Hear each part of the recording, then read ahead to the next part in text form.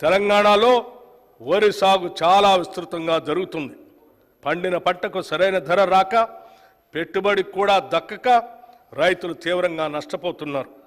రాష్ట్రంలో సన్న రకం వరి ధాన్యాల సాగును ప్రోత్సహించడానికి ప్రభుత్వం 33 రకాల వరి ధాన్యాలను గుర్తించి వాటిని పండించిన రైతుకు క్వింటాలకు 500 రూపాయల బోనస్ చెల్లించాలని నిర్ణయించాం.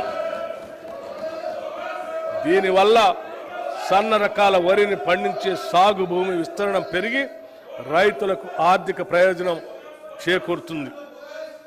డిసెంబర్ నుండి నేటి వరకు 34,579 కోట్ల రూపాయలు వివిధ పథకాలపై ఖర్చు చేశాం.